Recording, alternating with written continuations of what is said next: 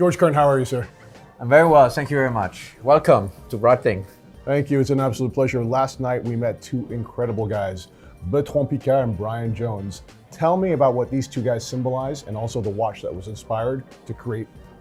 Okay. First of all, we have our 140th anniversary this year. Second, Orbiter 3, this flight around the world, also has the jubilee, 25 years. And what we're going to do during the course of this year is talk about the 140s of firsts at Breitling. So many anecdotes, or every time we have been first in doing something in our history. As you know, the modern chronograph was invented by Breitling. Everything related to the chronograph, the way the pushers are positioned, was invented by Breitling. And of course, Bertrand Piccard and Orbiter 3 is part of our history. And it was the first flight around the world with a balloon. He explained everything. Yesterday was Brian Jones, who was his co-pilot. And in that context, we launched the Aerospace Orbiter 3, which actually has an element of the balloon under the caseback of the watch.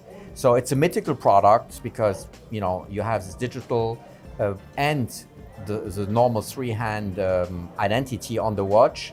People love it, even though obviously you have much more modern digital watches today, but people just love the look, and it has been incredibly successful. And yeah, it's a product we just launched. Yeah, it's doing very well. But this sunburst, like a gradient orange, is absolutely stunning.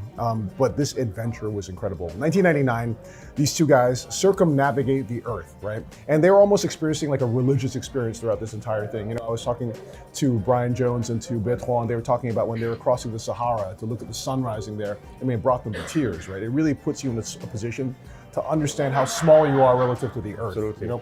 Talk to me a little bit about your sustainability, because I know that is such an important philosophy for you as well. Yeah, first of all, we're not activists. We don't want to be activists. We want to show that you can do good in doing well. It's very different. And so we try to do smart or include smart elements in our business model. As you know, we buy gold from what we call artisanal mines. We decided to go into lab-grown diamonds because when you start a business in the women's segment, you have a white piece of paper. You can do this. I understand some other brands have different history, but it has been doing extremely well. And as you know, the lab-grown diamond market is booming at this moment in time, and the prices are dramatically increasing. So I don't know how all of this will evolve. And yesterday we announced that we're going to support Bertrand Piccard with a new project, the first non-stop flight around the world with a hydrogen plane or energy used by Bertrand. It will be kind of proof of concept, because this is what aviation will be in the future. With what energy, with what, are you going to fly? And most probably also big trucks will use hydrogen. And therefore we support that project, and hopefully everything will go fine. That's incredible, and it's so cool that you're at the forefront of this innovation related to ethical fuel for the future. It's interesting also because Orbiter 1 and 2 were using a different fuel, and it was basically Orbiter 3 that used a change of fuel that allowed them to circumnavigate the Earth. But the funniest part of last night was when Bertrand was talking about how he pretty soon realized that the guy he initially selected for his co-pilot, Tony, I won't explain what his last name was, totally the wrong guy, right? And actually Brian Jones, who was meant to be the backup pilot, he realized he was the right guy. And finally, he and Tony had kind of a blow up, and then Tony said, well, if that's the way you feel, you should take Brian. And Bertrand said, I accept, sir. But I mean, it's like with your wife, but you live in a, you live in a big house, yes. But here they were living in a very small capsule. So right. Imagine you are with somebody for 26, 27 days you don't like. I mean, this could end up in a disaster. Yes. But I think it's what they explained yesterday. They went on very well. So it's basically they slept 6 to 7 hours, one after another, and then they spend 6 to 8 hours together, to fly together and to do the stuff together. But obviously when you're in such a very small capsule, you need to go along. Oh yeah, big time. big time. Yeah, it was funny because I was seated next to him at the dinner and across from you, so thank you very much for that. And he was mentioning the problem that he had with his initial co-pilot was they realized they were very different, but in that situation, the differences didn't make something better, right? It didn't become a better equation, it became worse because there was too much conflict, rather than recognizing they could learn from each other. You're an amazing leader, you've built multiple brands, you brought them to new levels of success. What do you do to inspire your team and to unite them, even though they may have very different personalities? That's a very difficult. It's a very difficult question. You need to have the right balance, I think, in management, especially when you're also in private equity, when you rebuild a brand, when you have objectives, a different type of pressure than from groups. Obviously, you need to show a way. You need to convince people of your strategy. You have to make sure that your colleagues are embracing your strategy and are motivated by it, but still can bring input, obviously. It's not a dictatorship. This company, unlike what everybody believes with me, but it's not. And I have a group of very smart people, and they're all investors. You know, so we have many investors in the top management at Breitling. So it's a different attitude because you have skin in the game. And it's a good balance, but you're right. It's a difficult. It's like in a soccer team. You know, you can have a team performing and not performing, or they performed well or not well with one coach, and suddenly exactly the same team with a different coach works, and you ask yourself why. And we see it with Bayern Munich right now, right, with Tuchel, and it doesn't work. And you've seen it with other coaches. Okay, yesterday Jurgen Klopp lost 3-0, but still it's a great coach. The team is great.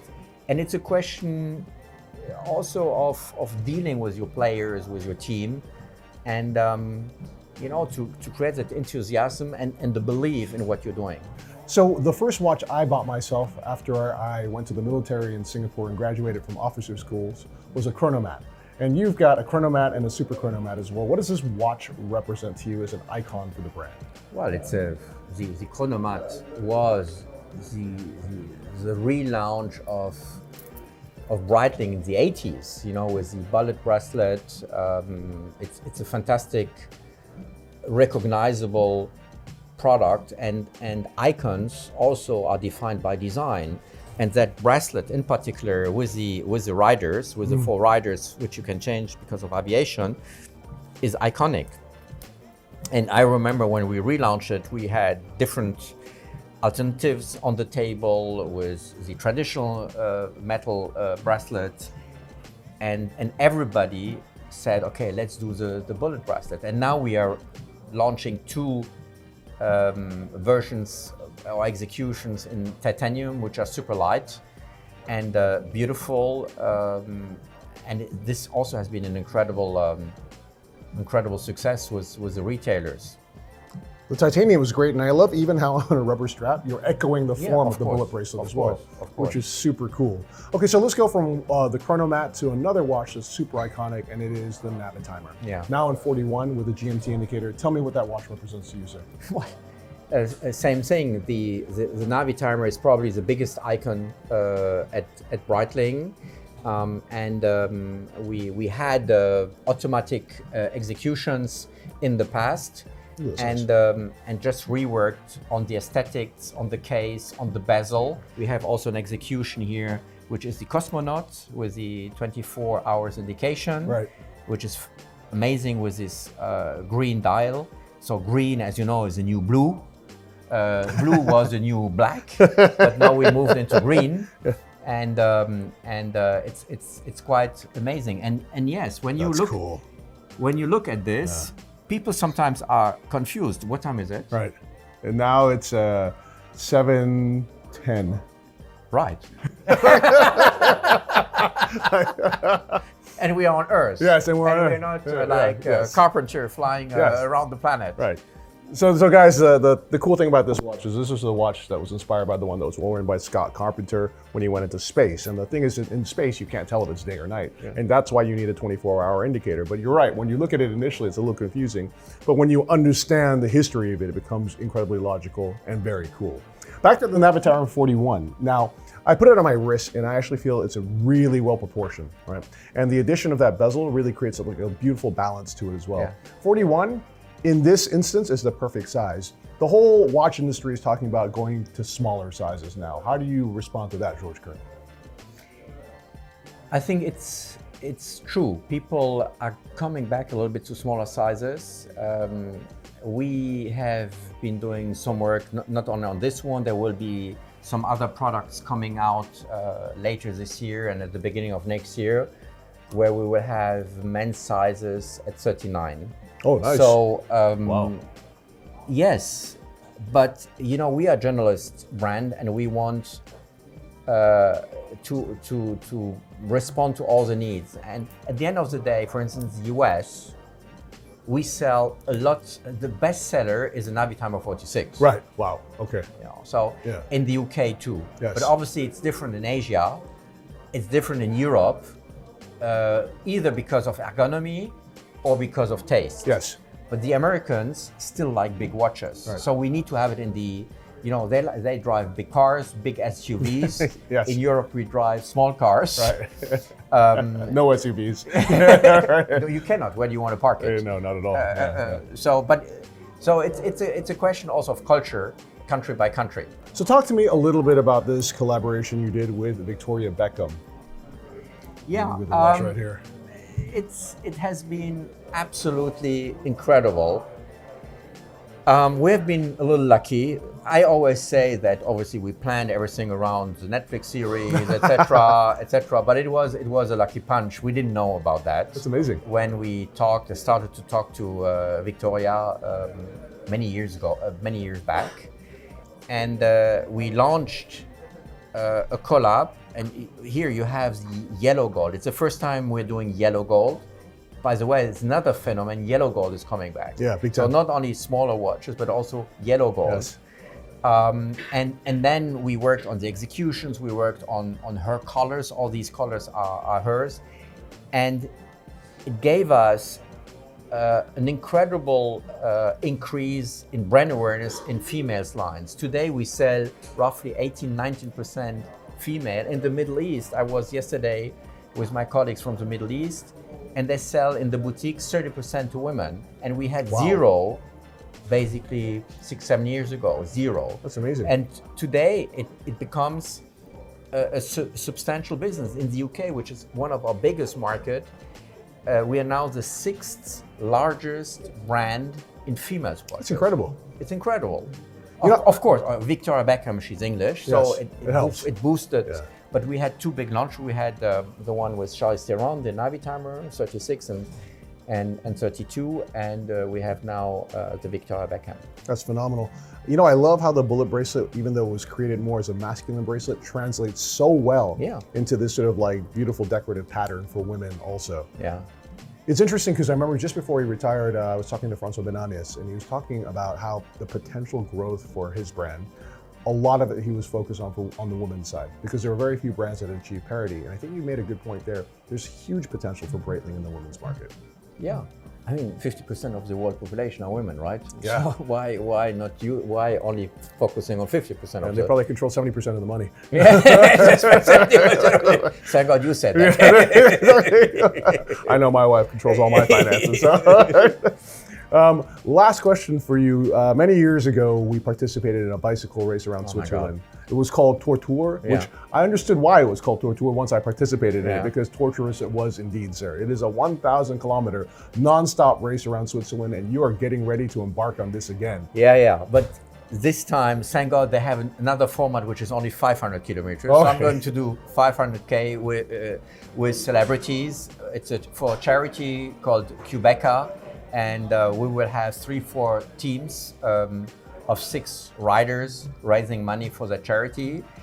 So that's one problem or one issue. The other issue is that indeed we start at around 5-6 o'clock at night. So we will ride across, which Did you do Yes, this also? we did the team time trial at nighttime. Team trial. That was crazy. Which is crazy but beautiful. Amazing, You know, amazing at 2 or experience. 3 o'clock in the morning. Right. And I remember also when we went sometimes through towns or cities, like in Montreux, I remember people went out at 2 o'clock at night from the nightclubs, and we were cycling, and the guys were with their beer, and we were cycling, and who are these guys? Crazy guys? Who are these guys? Exactly. So yeah, no, I'm looking forward to it. I need to train. I need to train. I need to. No, but I know you. When you train, you get serious. Okay, so last question: what watch are you going to wear on your wrist during Tour Tour?